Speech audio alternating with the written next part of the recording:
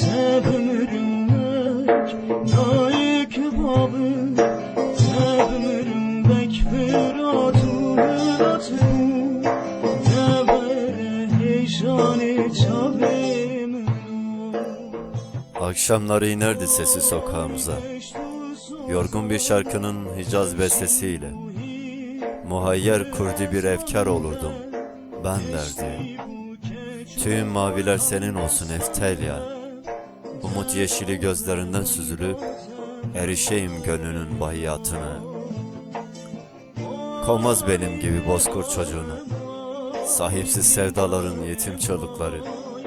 Ama bu imkansız erişmek gibi Eftelya, uzak düşler ülkesinde bir mazi, hayal ikliminin tarifsiz lodosu. Öyle bulut bulut bakma gökyüzüne Eftelya.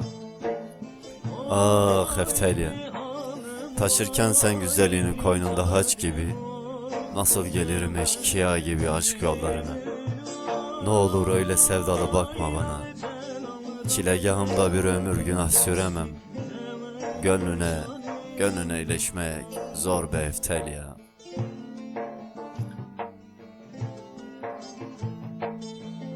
Yitirilmiş aşkın sürgün durayım, kaybetmişliğin acı telaş.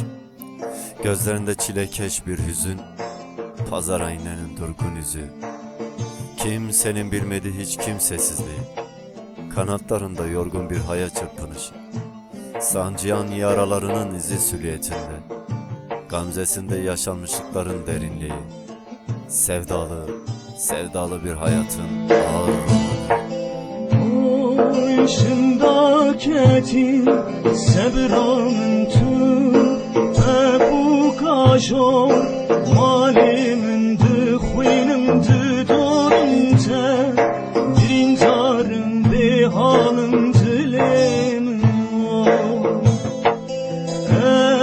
ez ya xesal bu malimin tüm bine çirvan gazimin bu kendala sevran şalının biter. Oy bihanım oy brintarım oy demere dilim oy laveten al rabeten al bin desti demere canim oy.